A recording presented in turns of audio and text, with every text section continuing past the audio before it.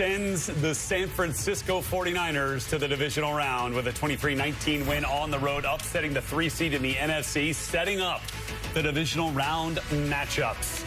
It'll be round 3 for the Niners now, going to visit the Seattle Seahawks. It'll be the second time in 3 weeks after they closed the regular season against each other. And then the Rams are now headed to Chicago to play the Chicago Bears. And one game left to play here on this Sunday evening of Wild Card Weekend. It has been a blast. Welcome, everybody.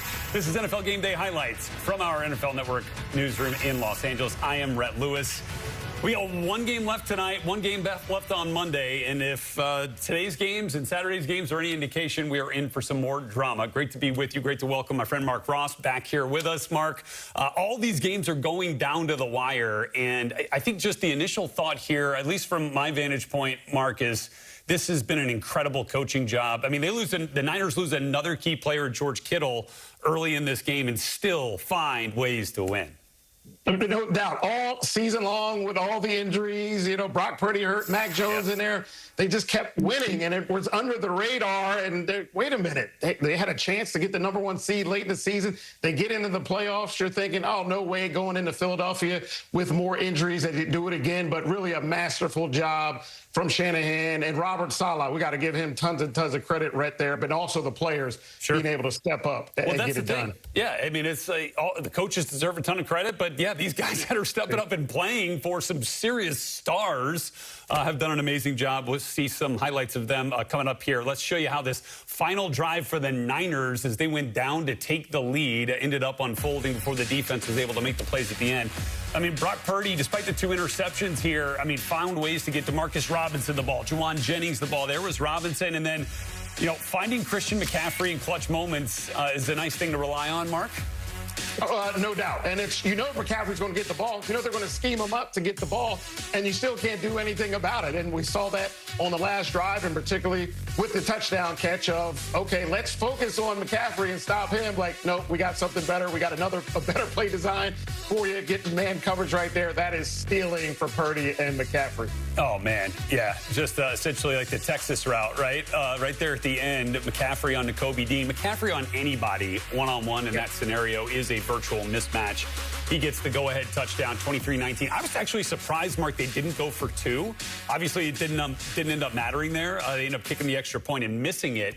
But then the defense, I mean, comes up with the stop. And it looked like the Eagles had some momentum after the Devontae Smith catch, got him down there in close. But, boy, they found a way at the very end. And, again, the linebacker group has been one that has been, full of injuries, right? It's not just Fred Warner. It's guys that have come in for him, D winners, and then we're just bringing guys off the street, and they end up making the big plays there. But again, yeah, you're right. Hats off to Robert Saleh on the defensive side of the ball, because they made the stops there at the end to make it work.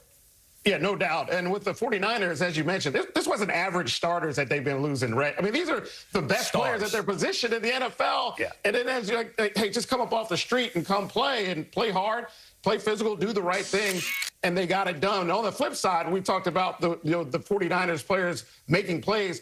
For the Eagles, their superstars didn't make plays. Right. A.J. Brown with the drops early, then the huge drop on the last drive, and then Devontae Smith, who's been so reliable for them, with a drop there at the end. So it was almost the flip side of, hey, guys emerging out of the shadows for the 49ers, and then the Eagles superstars let them down.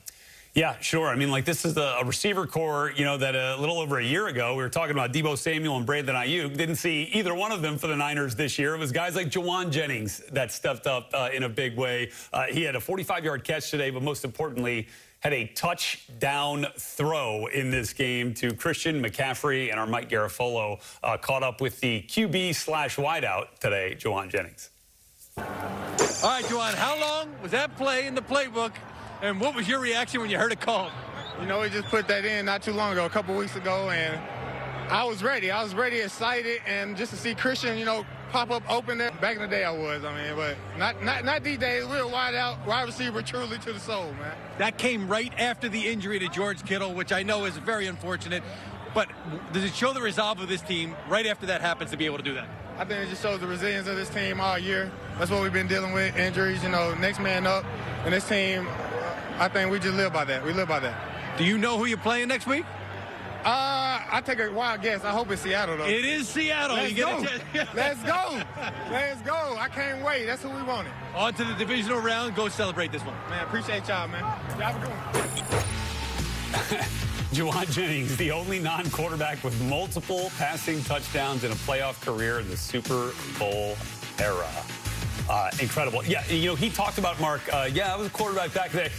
He wasn't just a quarterback. He was the number 5 quarterback in the country coming out of high school, was signed by Tennessee, although eventually made that switch. So, yeah, he's got a little bit of that in his background. But when you have, as he mentioned, great hands by 2-3, Christian McCaffrey right there available. I mean, he catches the last 2 touchdown passes. Obviously, always a threat on the ground, although they had some struggles getting the ground game going against this really good Eagles front, and rightly so. But, I mean, Christian McCaffrey's value to this team is almost hard to explain.